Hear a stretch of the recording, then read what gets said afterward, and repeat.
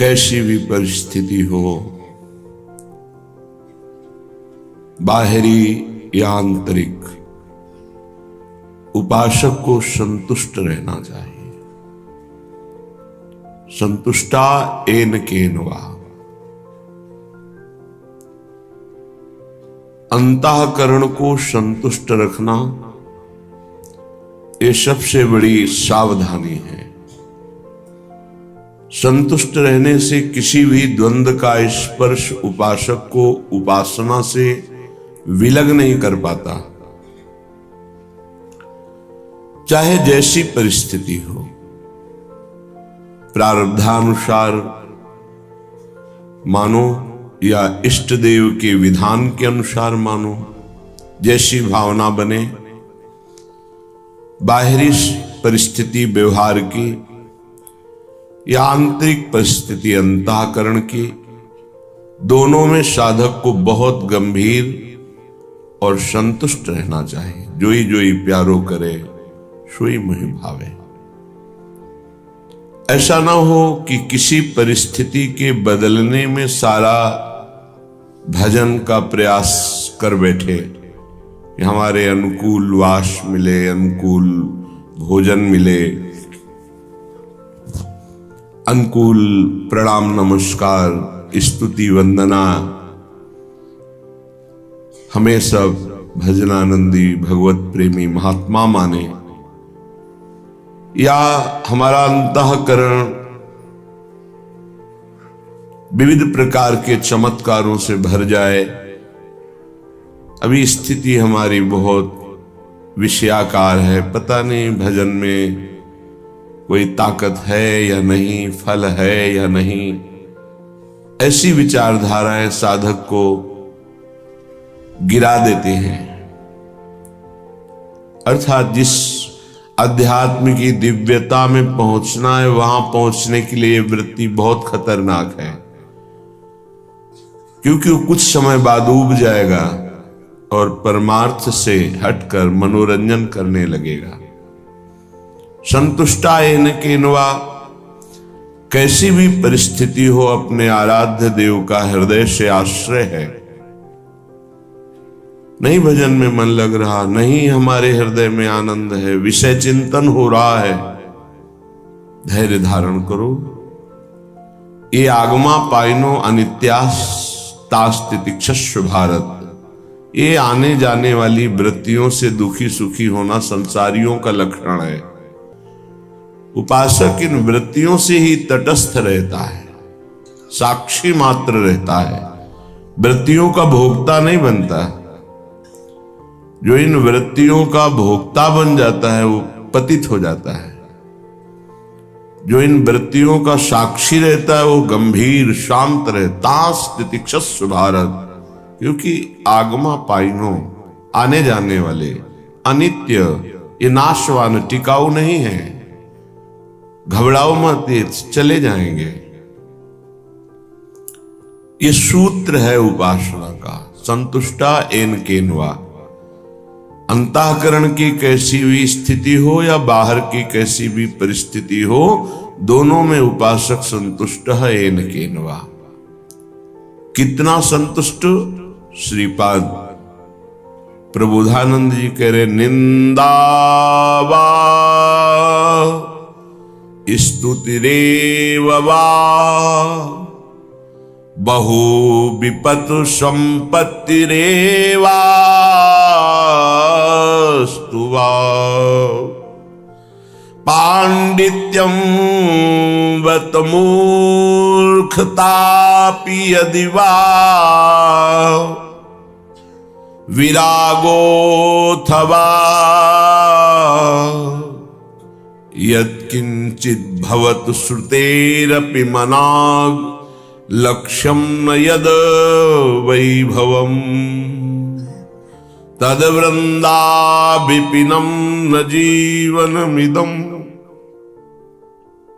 स्वप्ने पिहातुं क्षमः। यदि हम भगवत मार्ग के पथिक हैं, हमारी कोई निंदा करता है, सच्ची मानिए, बड़ी कृपा करता है। हमसे जो गलतियां हो गई हैं जन्म जन्मांतरों में, वर्तमान के जन्म में या पीछे के जन्म में, बिना कोई दंड भोगे उन वृत्तियों का वो निंदा करके नाश कर रहा है। कितना कृपालु है, हम जान नहीं पाते। हमारे हृदय में वो शब्द जाकर जलन पैदा करते हैं, हम उससे द्वेष कर बैठते हैं। नहीं, उपासक की ऐसी वृत्ति नहीं होती। निंदक नियरे राखिए आंगन कुटी छवाए। भगवान कृपा करे कि निंदक हमारे पास ही रहे और हमारी एक एक वृत्ति को बड़ी सूक्ष्मता से वो देखें, और जहां उनको त्रुटि लगे वे उसकी निंदा करें, तो हमारा जीवन धन्य हो जाएगा। बिना किसी साबुन के, बिना किसी पानी के वो हमारे अंतःकरण को निर्मल कर देते हैं। निर्मल करे शुभाए।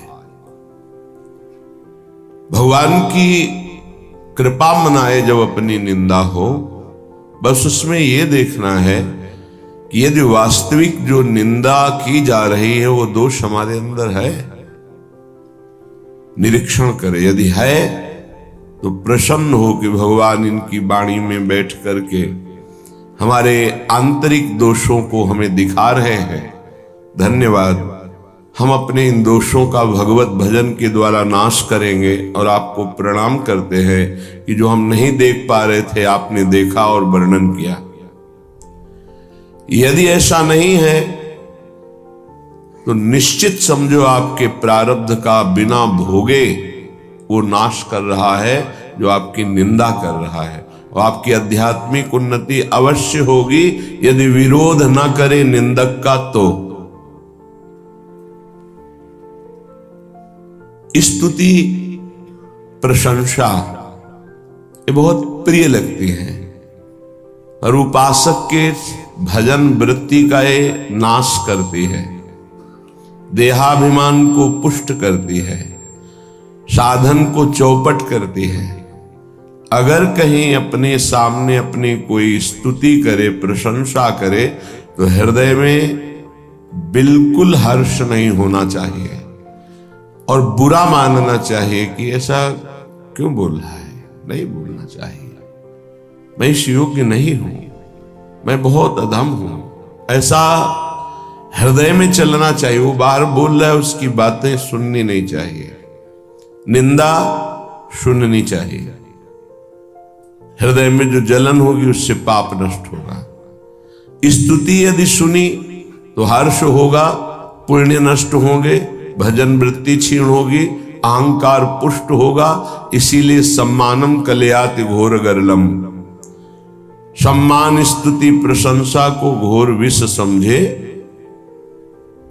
तभी उपासना परिपक्व होती है। श्रीपाद कह रहे हैं बहुविपत संपत्ति रेवास्तुवा, बहुत तरह की विपत्ति घेर ले, शारीरिक मानसिक व्यवहारिक, बेपरवाह रहो।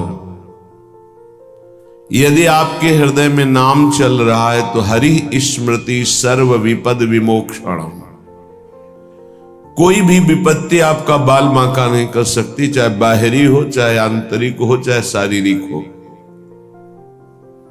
यदि भगवत स्मृति का तार चल रहा है तो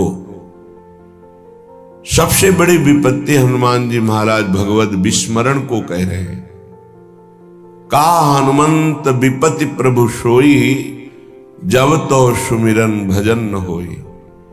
यदि प्रभु का सुमिरन भजन नहीं हो रहा तो फिर विपत्ति ही विपत्ति है। हरि स्मरण चल रहा है, प्रियालाल का स्मरण चल रहा है, कोई भी विपत्ति आपको कुछ भी नहीं बिगाड़ सकती, कोई भी दुख नहीं दे सकती यदि हरि स्मरण चल रहा है। खास बात समझिए।